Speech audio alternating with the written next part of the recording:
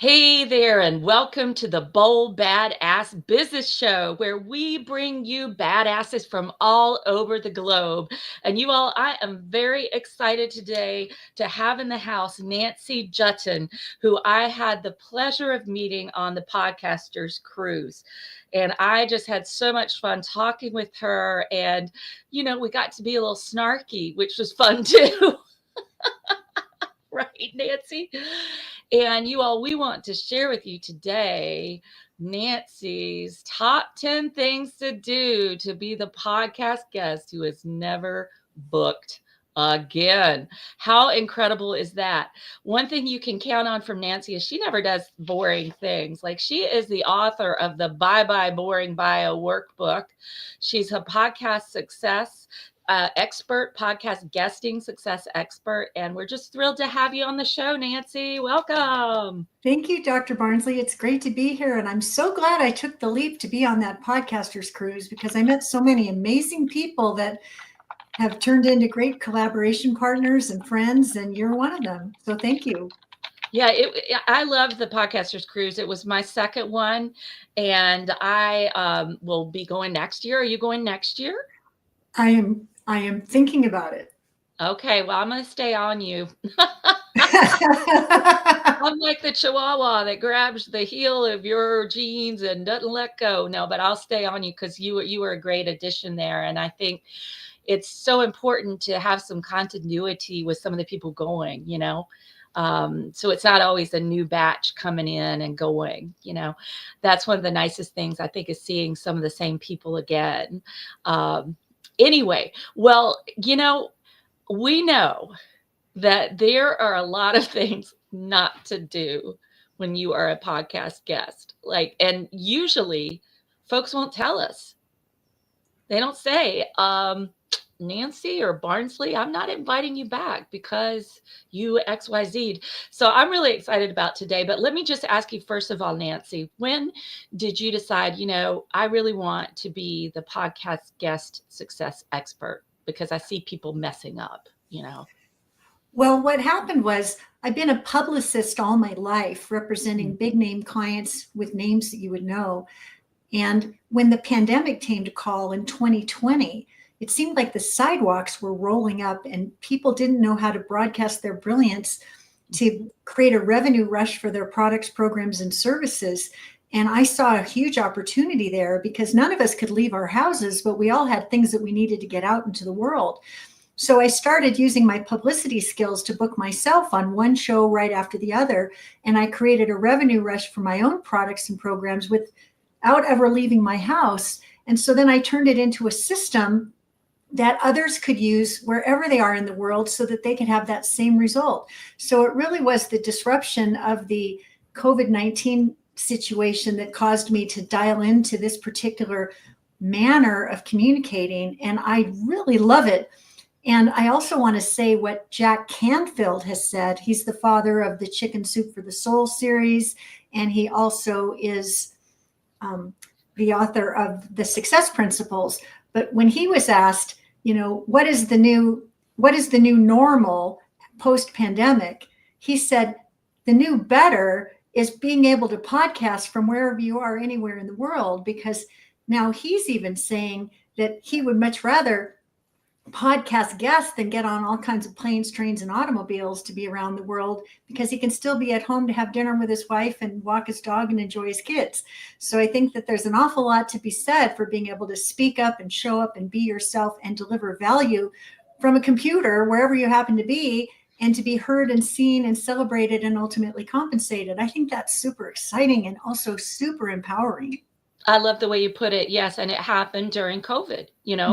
That's when I took the idea. I sat in meditation, Nancy, and I said, God, what do you want me to do right now? And the answer was, because I was traveling, I was doing in-person business seminars, I was doing in-person Reiki trainings.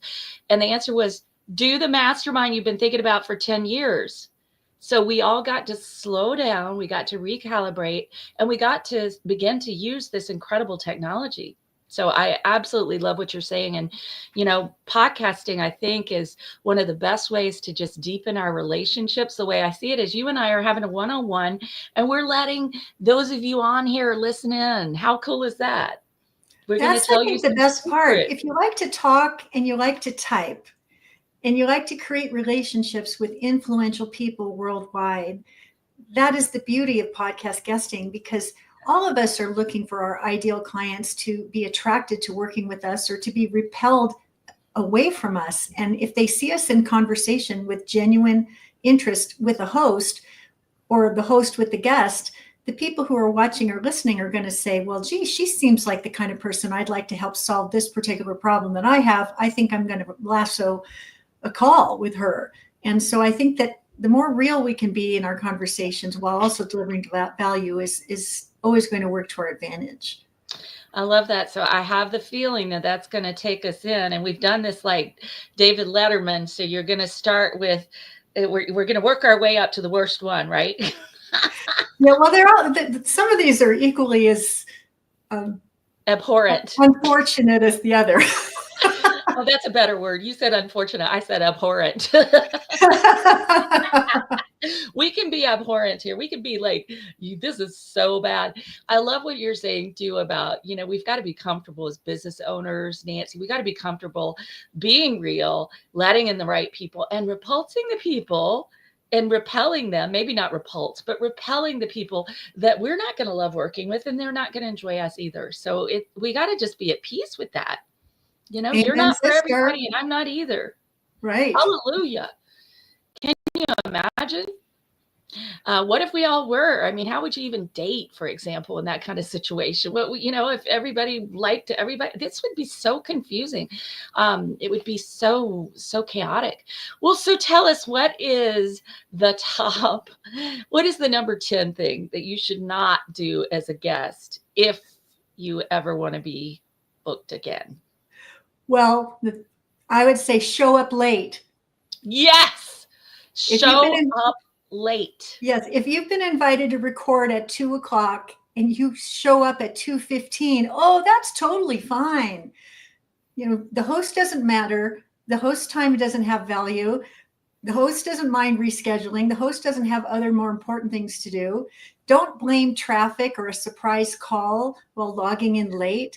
What you really want to do is show up early or be right on time and be there 5 to 10 minutes early so you can test your tech and establish rapport, as opposed to being a last minute Susie who's wiping her brow and thinking, oh, shoot, I really blew this. And I know that's not a great way to start. So don't show up late.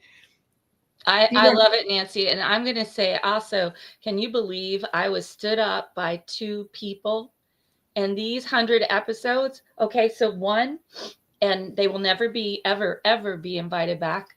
One just totally double scheduled herself, and this show is live, right?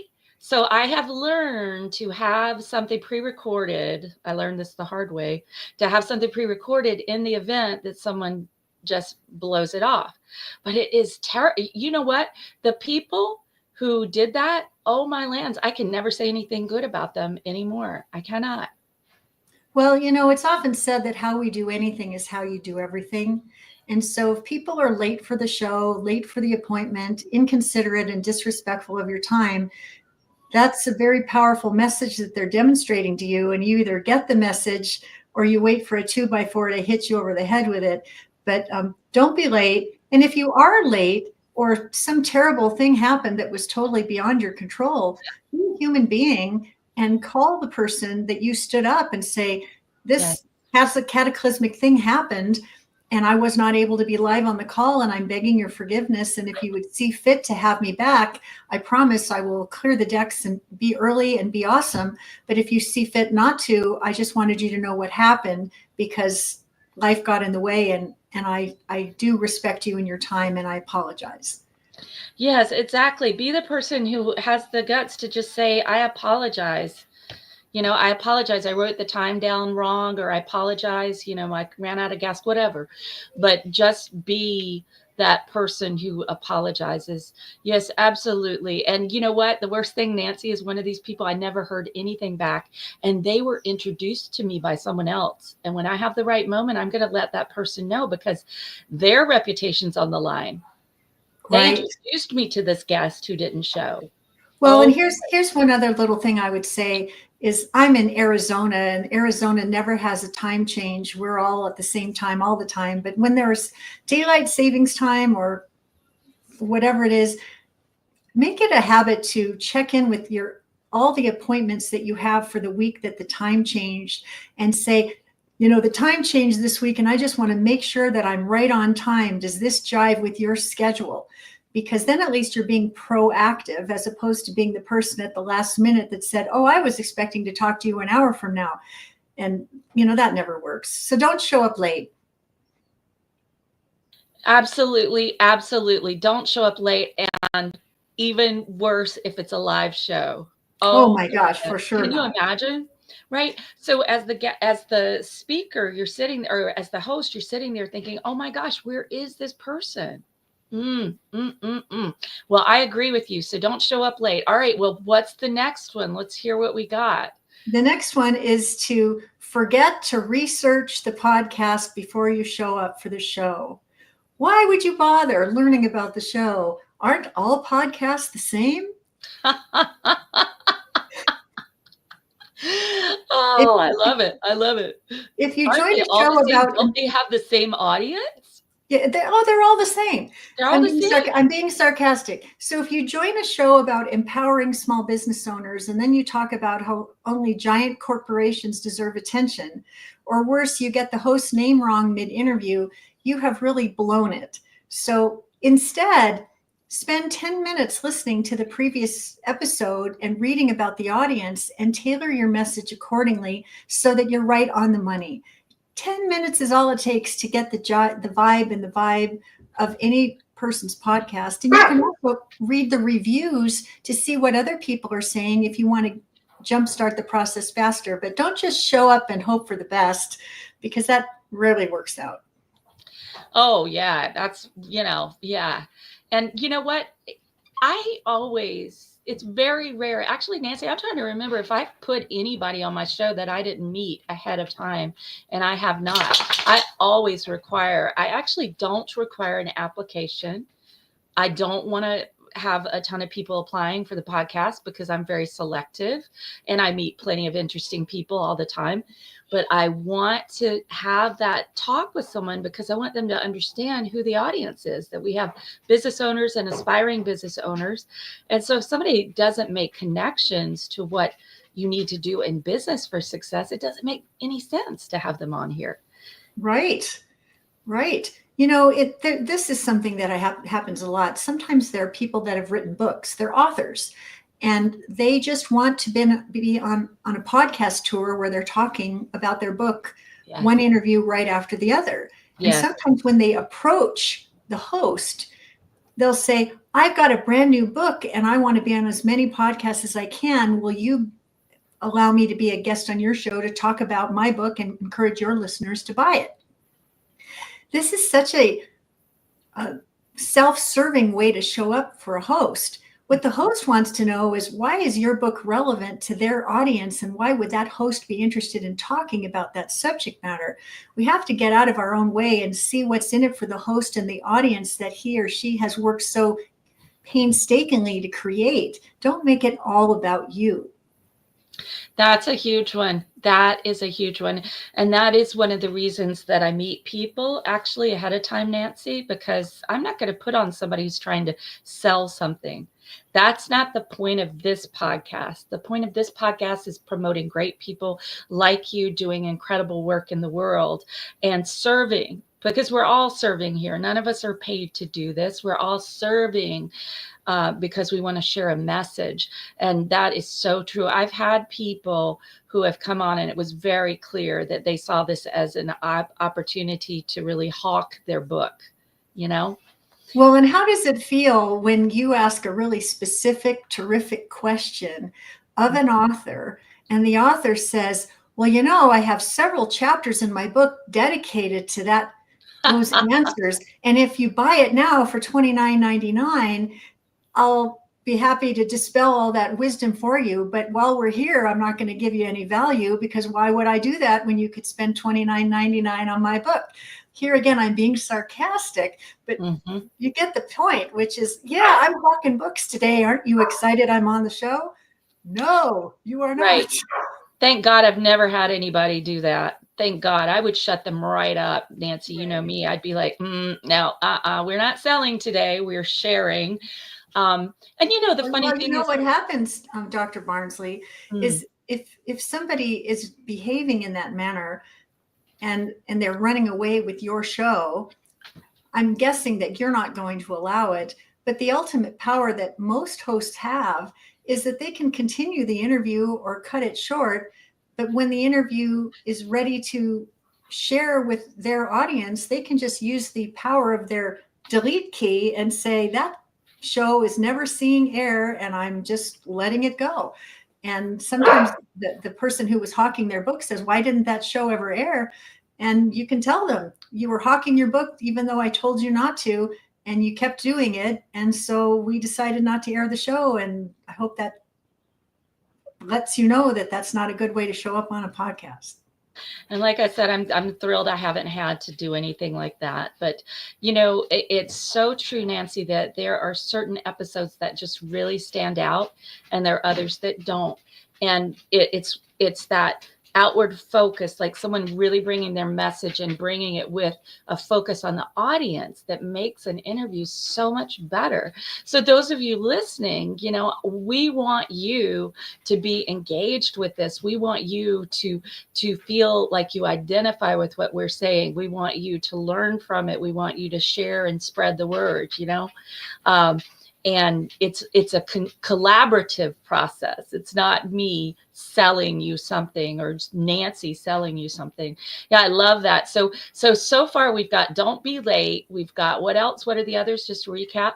We've got Don't Be Late. Forget to research the podcast. Yeah. Pitch yourself, not the audience. Yes, it's all about you. It's all about this next one is podcast universe. This next one is to ignore the host's questions. Yes. So when the host asks you, what's your top advice for entrepreneurs? And you answer with, well, let me tell you about the time I went to Paris. They're not answering the question. If the host gently redirects, then you double down on going off topic. You're the star, not them. Again, I'm being sarcastic. But I'll remember this time way back in the day when Bill Gates was bringing the computer, the personal computer, to the world. And he was doing a media tour and people were asking him all different kinds of questions. What do you think about this, Bill? What do you think about that, Bill? What do you think about this, Bill? And he'd say, well, I'm really glad you asked that. But what I really want everyone to know is that our mission at Microsoft is for there to be a computer on every desk all around the world. The person would ask him another question. He'd say, really glad you asked me that. But what I really want everyone to know is that we want to have a computer on every desk. I think we really need to listen for what is being asked. And then if there's a way to sneak in the thing that you really feel compelled to share, by all means do it. But don't ignore what the host asks you, because that's where the dialogue happens. That's where the magic happens. I love that, Nancy. And I'll tell you what, I've had people want to give me their questions, and especially the celebrity people, right, want to give you particular questions. And I always just say, I'm not, just so you know, I'm not going to ask these questions, and we're going to see where this conversation leads us. And I won't ask them. I don't print them out. I don't look at them. I don't even read them. I don't, because I don't want them to give the same interview that they've given to every other media outlet and every other podcast they've been on. I am so glad you brought that up, Dr. Barnsley, because in the work that I do, I help people craft suggested interview questions that would guide the conversation in the strategic direction that would be ideal for both the host and the guest. But I always caution the guest, this is no guarantee that the host will ask you these questions. So be prepared to do the bend and sway dance when you are asked something that you were not expecting, because that's how you really demonstrate what a great guest you are, that you do not get flustered when you are paid a surprise question that was unanticipated. The best way to answer a question like that is to say, Dr. Barnsley, I've never been asked that question. Let me take a pause and think about it. And take a pause and think about it and respond in a cordial, credible manner. But don't say, but you're supposed to be asking me those 5 questions that I submitted, and I'm not prepared to do anything else. We should be on number 2 now. Yeah, you derailed the interview because you weren't ready to do the bend and sway. And so, not everything goes exactly as you prescribed. And that's the part of what's magical about live interviews. Yes, and the way I see it is everybody who is on my show is an expert. You've already spent over 10,000 hours on your subject matter expertise, right? You've studied probably way more than 10,000 hours. And so you are able to get on here and converse no matter what's asked. And as you pointed out, Nancy, if they ask and it's like, oh, well, I've never been asked that. What an interesting question, which buys you a bit of time to think of something. And there's no harm in turning it back on the host too. Nancy, I love it. I had somebody that I interviewed the other day and they said, I want to do something different. I want to ask you the first question. I said, great. I love that. Let's do it. And that was on the air, right? It created this really interesting conversation, actually asking a question of the host first. And this person asked me, he works on innovative ways to read that can create health, wealth, and success in your business. And so he said, tell me, what is your favorite book and why? And that's where we began. And it created this leitmotif, this theme that ran throughout the interview. But see, these kinds of things can't be scripted, you all. This stuff can't be scripted.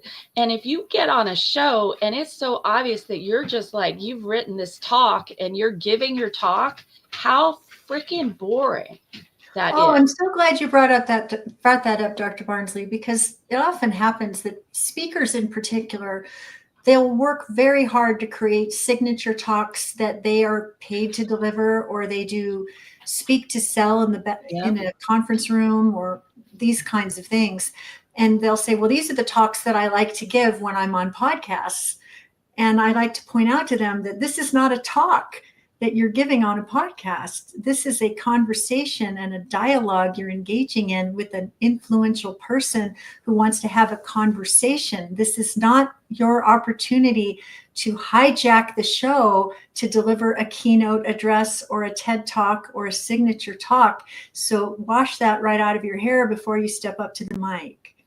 Nancy, I got to tell you a little story. Had somebody who was wanting to put on slides. Now, I didn't have a problem with a couple of slides for one person because he had this really cool online platform that was for networking. And we really needed to show a couple of pages, right, to give people an idea of it. But we got on there and he was like, yeah, I want to turn my slides on. And I said, oh, no, this is not a sales presentation. This is not a sales presentation. This is not what we're doing. We're having a conversation. Very interesting, Nancy. And well, this leads me to one other fun story I'll tell that I've never forgotten. Many hosts will say as a starting question, well, tell me, how did you get started in this particular line of work? And typically you're supposed to have a short, compelling answer that leads to an even more dramatic and exciting conversation. Well, there was this interview that was happening, and it was a video interview, so you could see the drama unfold in living color. And the person said, well, how did you get started in this thing that you do? And then she started talking about it, and she didn't leave any pauses. She didn't take any breaths. And it was like a run-on sentence that went on for 27 minutes. And I was watching the host try to say stop or hey or do something to try to shake it up. And the person was totally oblivious. And so at minute 28, she said, well, geez, Susie, it's been great having you on the show. For those of you who are ready for the next show, this is what we're talking about next time. And here we go. We're out. Don't do that. That's horrible. people. Oh my God. She's like, just let me get the hell out of this show. Really, yes, it's what you've said, to take pauses, because people are listening. Some people are watching, but they're listening more than anything. And there needs to be some process time, where the listener can integrate it and the host can integrate it. There need to be natural pauses, and I like to interrupt, Nancy, when that happens. And those of you who listen, you hear me do this. I'm like, hold up, time out. And I'll just do that. And I'll say, you just dropped a gem. We have got to talk about this. Hold on.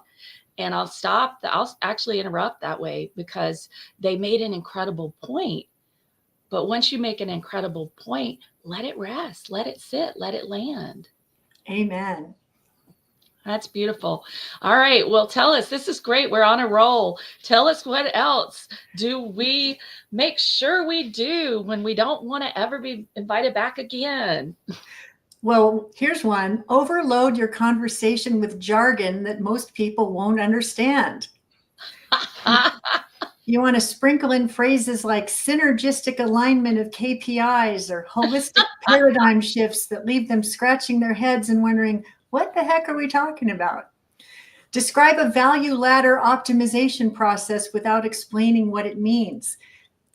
If a 5-year-old or a 9-year-old wouldn't understand it, dumb it down so that when you talk about it, it's crystal clear. If you have to use technical terms, briefly define them in a relatable way that brings the audience with you instead of keeping them at arm's length. I love that. And if you're going to use acronyms, even if you think it's something everybody will know, maybe not everybody does. So you say USP and they're like, what the heck are they doing? UPS, what are they talking about? And you just say it, your unique selling proposition. It does not take long to acclimate people, and folks are going to be at different levels who are listening. This sort of reminds me of a story. When I first started my career, I actually went to work for TRW in the Defense Systems Group I don't know how they ever picked me for this job, but I had to sign up for like a top secret security clearance in order to be invited to certain meetings and all this sort of thing.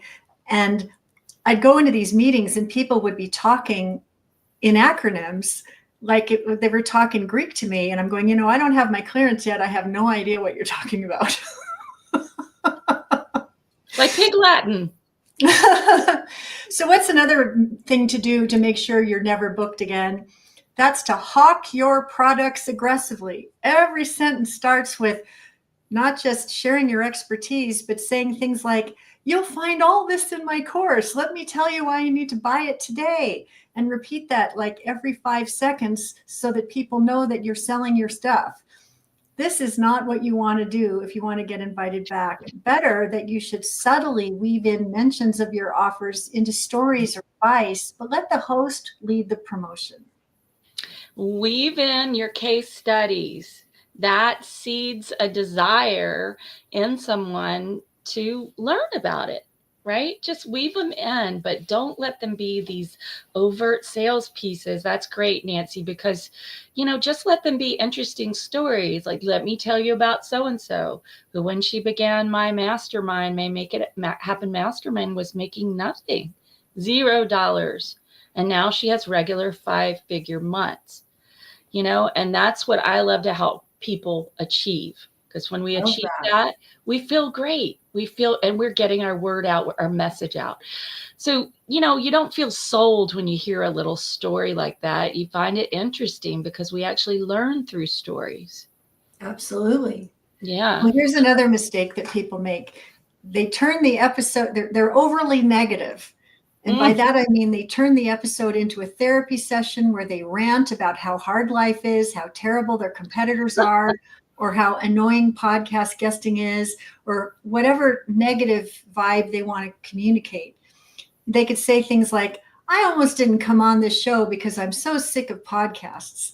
Like, people might say these things. I'm being sarcastic here, but to make the point that even when you're discussing something difficult or challenging, if you keep your tone solution oriented and inspiring, that's a lot more magnetic than if you use repelling language that throws your competitors under the bus or throws your platform under the bus or doesn't represent the best of what your industry has to offer. Yeah, show up good. Show up with good energy, good vibes, and support for sure. This is big. I was actually thinking as you were talking, Nancy, I was like, yeah, I can distinctly remember a couple of guests that I did feel like it was, they were having a very hard time. And the other one was just one of these, I know that already people. Yeah. Yeah. Not coachable. Yeah, when people reveal themselves, Maya Angelou would say, pay attention. Mm-hmm. Those are the people that don't get invited back. And another reason you don't get invited back is that you didn't have a good microphone or a quiet space, and your dog was barking in the background, and your husband was knocking on the door, and your cat was walking across your screen, and who knows what other weirdness was going on to demonstrate that you really didn't put this at your highest priority to be the best that you could be in service to the audience that host so carefully curated. Yeah, and I want to add to that, Nancy, and make sure you have a really messy, unprofessional background. Like, make sure that there's crap all over the chairs and the windows are dirty and it doesn't at all look professional. It should be really unprofessional, right? You should show up in your hoodie. You should have your hoodie on, right? You shouldn't have nice jewelry, and you should not have brushed your hair or put on your lipstick. Do not put on any makeup, just show up like you just got out of the shower with wet hair. There you go. There was a gal that showed up for one of these things not long ago with her hair in a potato chip clip. And I thought, okay. What did you say to that? I want to know. It was just like one of those things where I thought, well, there you go. And when they send you your professional headshot for the YouTube thumbnail, and they look so glamorous and beautiful, and then they show up live in the show, and you look at the thumbnail and you look at the person, and they're not looking the same. I always used to say that if you fib about what you look like, what else are you going to fib about? So right. Now we're getting to the two other really big mistakes. This is a really big mistake. Oh, I love it. I can't wait. It's to not promote the episode you were lucky enough to be a guest on. Right. Absolutely. Don't promote that episode that somebody brought you on to promote your work. Just don't do it. Expect to be a diva. Don't listen to the episode. Don't share the episode. When the host follows up to ask you to help them, ghost them, never respond. This is the way that you never get invited back. And here's the other thing. If you do the opposite of these things, you promote the show, you engage people in the conversation, you include the show in your newsletter, you send it out to your email subscribers, you make reference to it in all the ways within which you have control or power. Not only do you do a great thing for the host that was so gracious to have you as their guest, but other hosts notice that you are showing up in service to the hosts that you're fortunate to serve. And that often will ignite new invitations for you to be guests on their show, because they are all talking among themselves at the coffee clutch saying, boy, I had 5 guests this week and nobody promoted the show. And you might be Dr. Barnsley different and saying, well, everyone that came on my show promoted the show and did a really great job. And the one that I really enjoyed having on the most was this Nancy Juetten, because she totally went the extra mile. It's never lonely at the extra mile when you go the extra mile for someone who's given you the power of their platform. So respect it. Nancy, oh my gosh. You know what? I pay my VA to provide gorgeous graphics for all the guests. And you won't believe the number of people who don't post them ahead of time. And I saw that you posted it, and thank you. And also I commented, that's the other thing. make sure that you go on and say, oh, I can't wait to have this conversation with you, Barnsley, or whoever the podcast host is.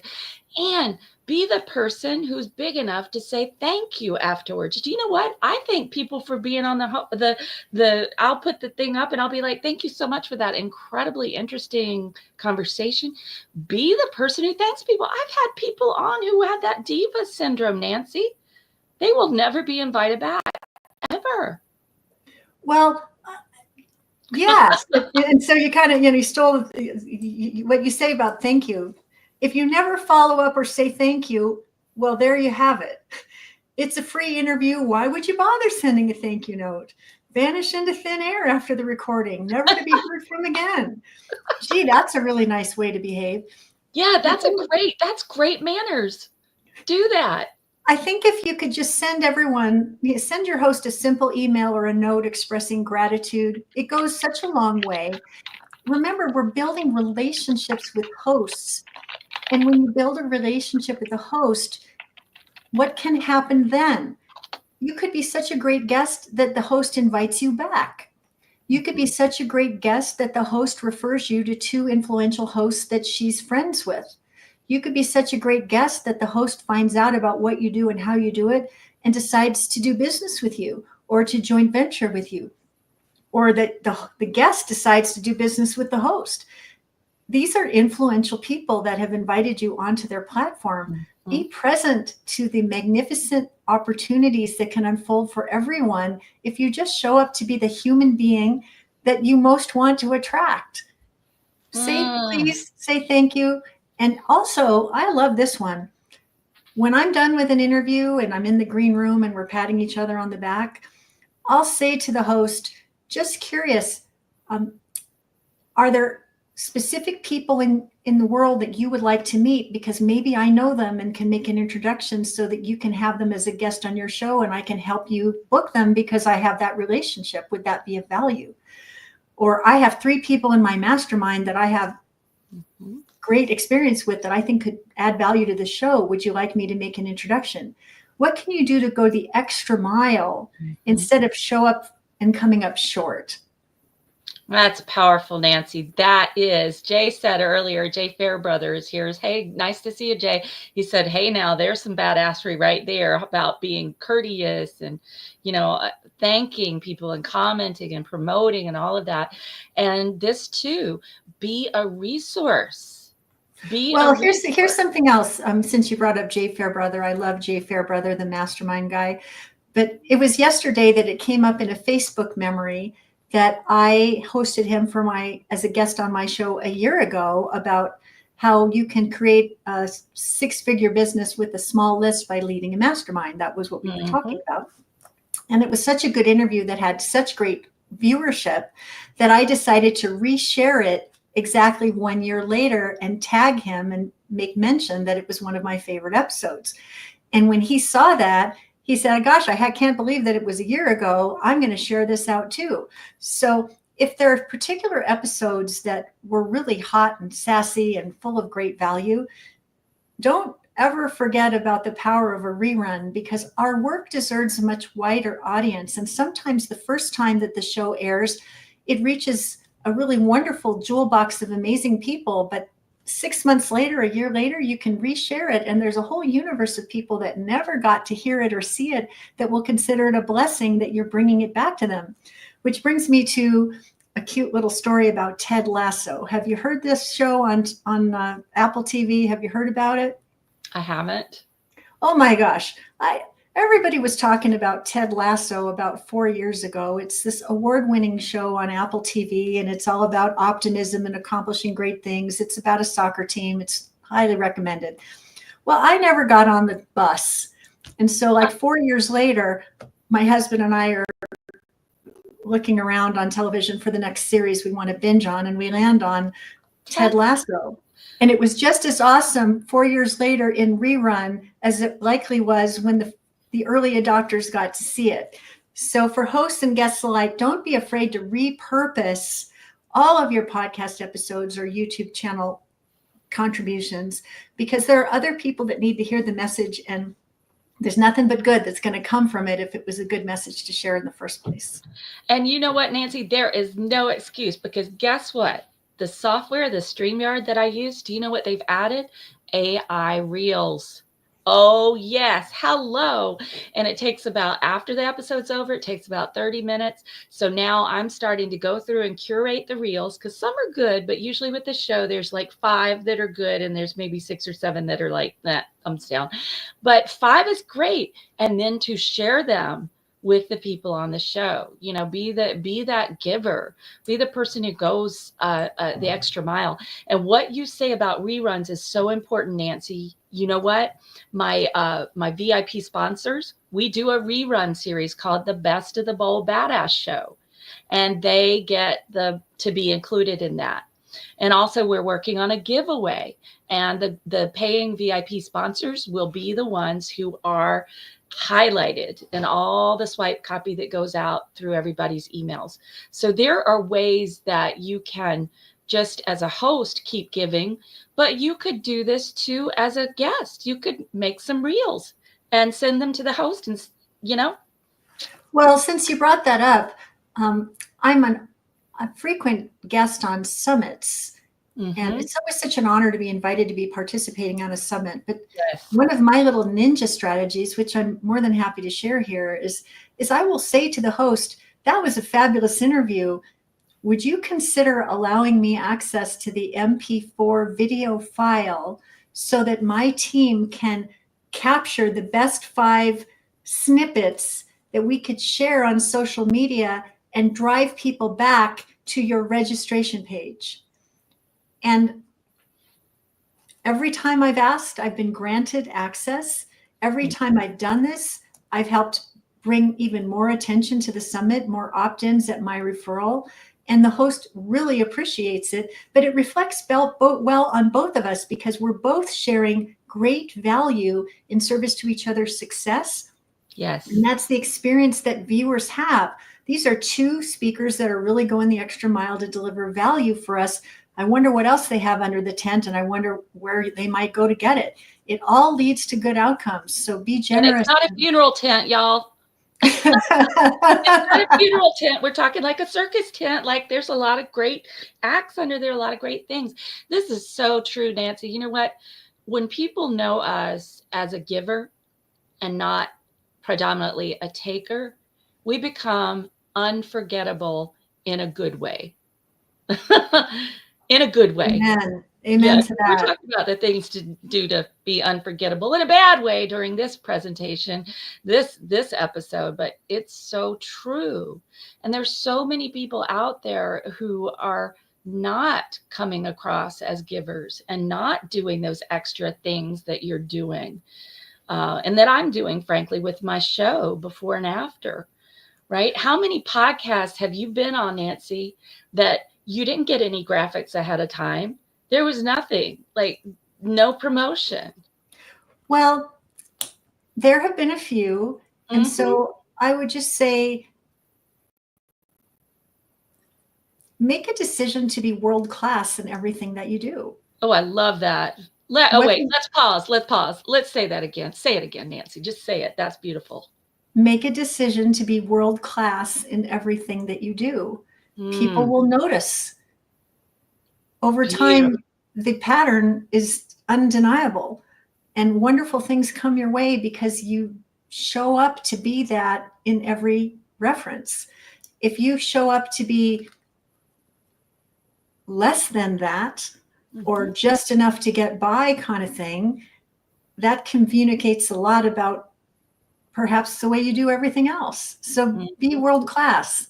And you know what? Some of this stuff is new to people, and when you know better, you do better. That's a quote of Maya Angelou's. Some of us just didn't know that we needed to do A, B, and C. If you see somebody stepping in it consistently, you could reach out to them privately and say, I noticed that this is happening consistently, but I don't know that it's doing you any favors. Are you open to a suggestion about a different way to do it or a way to upgrade your approach? If they say, no, I'm not open to that, then you don't have to tell them. But if they are open to that, you could be doing them a great solid. And why not do people solids? along the way. I believe, yes, do them solids with love, right? Because feedback that is genuine and that is delivered in a kind way and yet delivered is very, very, very helpful. Very helpful. And to all, This sort of reminds me of my days in Toastmasters, mhm, because you get up in Toastmasters to learn to be a better speaker, and there are speech evaluators sitting down counting your ums and your ahs, and they're looking at your presentation and whether or not you're making eye contact with the audience and all these things that they're looking at.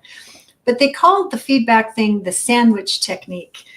And the sandwich technique is, Mary Jo, I really like the way you started with a powerful story. I like the way you looked me right in the eye. I really like the way you closed, because you really went for the call to action that you felt compelled to share. But there was a couple things in the middle that could be benefit from an upgrade. Are you open to hearing a couple ideas? mm, Because if you start with a couple of good things, then you can lead in and say, would you be open to some suggestions to make this middle part a little stronger? If they say yes, then you have permission to share whatever you want to. But if they say, no, I'm really happy with what I did, thanks for watching, I'll just let it sit, then you know what to do. You don't do anything. They're not yeah, open. But most of us who want to be world class are open to suggestion about how we can get even better. And so be that kind of person. absolutely. Be willing to listen, right? And to think about it and let what needs to land land. I believe that. Oh my gosh, have we gotten through all 10, We Nancy? have. We Okay, have. I got to add one more. Is that all right? Okay. Okay. So I want to add, make sure that when you're on a video podcast, don't look at the camera, right? Because that's going to do so interesting. Seriously. Don't Yeah, look at the camera. Don't make eye contact that way with your viewers. okay, so that leads me to something that I've done many times. There's the camera right there. And sometimes I'll get a little yellow sticky note and I'll write, looky here, sister. Because if sometimes you're tempted to look down and look across the screen at the person that you're talking to, but Yes. you have to look at the camera in order to make the connection so that it feels really genuine and real for everyone who's watching. And so looky here, sister, or looky here, brother, is a nice little post-it note suggestion for people who have that as a challenge. All right, so Nancy, this is my little thing. And sometimes if I'm having a hard time looking at my Post-it note that is up there, I'll put the little guy up there. So I'm looking at the little guy, right? But I Smart. can't tell you, I have had some situations and then I said, oh crap, I should have said before, but I just it never dawned on me that somebody would not know to look at the camera, right? And so we get into the interview and I'm like, ugh, I actually had to stop an interview and just delete it and say, okay, we're going to start again. And I want you to put a little Post-it note up there where your camera is so that you can look at that, And I just never dreamt that somebody wouldn't know that. And so be professional. Mm-hmm. Wherever we are, well, there we are. Sometimes you're already a 7-figure business owner living the life uncommon. Sometimes you're a 6-figure business owner and you're running around like a chicken with your head cut off because you have so much to do. And maybe you're an aspiring business owner that's just trying to get the thing going. And there's a lot of things that you don't know. So just be hungry for knowledge and learn at the feet of people who have been there, done that, got the t-shirt, and commit to your own mastery. As long as you're better tomorrow than you were today, then you're making progress. Absolutely. Oh, that's wonderful. And, I think that's a good place for us to do my favorite part of this show, woohoo, which is the freebie vault. Who's excited? The crowd goes wild. Woo! The freebie vault, you all. This is where all our guests give you something. And there are thousands and thousands of dollars of gifts in the freebie vault, everybody. We are talking e-courses, videos, free sessions, free events you can go to, 2 and 3 day events. There are free ebooks. There's something for everybody there. And of course, when you go in, I want you to look at our VIP Bold Badass sponsors there at the top. and make sure you get every single one of their incredible gifts. They are amazing. And then you can scroll down and find everybody who's been on the show in our over 100 episodes. So Nancy, I understand you're going to put something really cool into the freebie vault. You all, here is the address. Write it down, and then Nancy will tell us what she's putting in. This is so suspenseful. bit.ly/free from Dr. B, which is DRB. So what you need is https://bit.ly/free from Dr. B, DRB at the end there. So just go in there. Is it HTTPS? Yeah, I'll put it right up here for everybody. Okay. How about that? And just go on in there and you'll be able to access all this good stuff. There you go. Should be coming up. https://bit.ly/free from Dr. B. So Nancy, what are you putting in? Well, thank you so much. I love that you have a vault where all this goodness can be accessed all at once. You are going to love having the top 10 things to do to be the podcast guest who's never booked again special report.